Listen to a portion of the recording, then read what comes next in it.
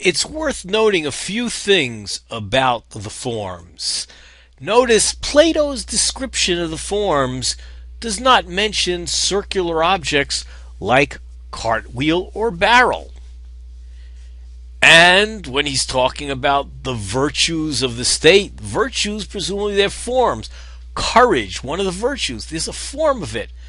But he's not talking about particular instances of courage. He's talking about the form. The objects we encounter in the sensible world are not really circular, if we're going back thinking of that form of circle. They have bumps in some places. They're not completely, the outer surface isn't exactly equidistant from the center. This is also true even of our best images of the circle, things that we do draw with a protractor or we have a computer draw for us. And notice that my concept of a circle, that was number 4 on the other page, my idea of the circle only has what you might call subjective reality. It only exists in my mind. It doesn't exist in reality.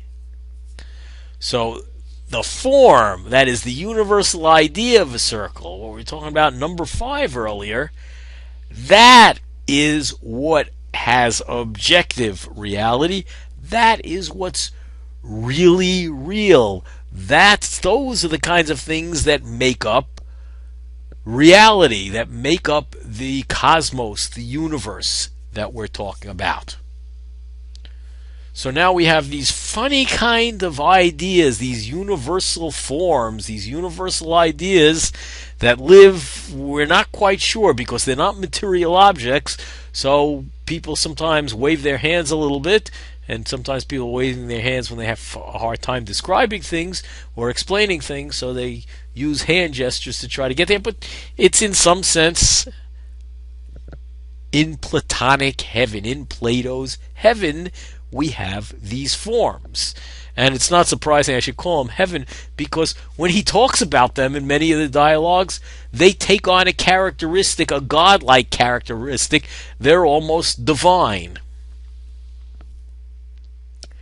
Now let's turn to see how he can use this to answer his questions about objective truth and about the world and how we can have knowledge.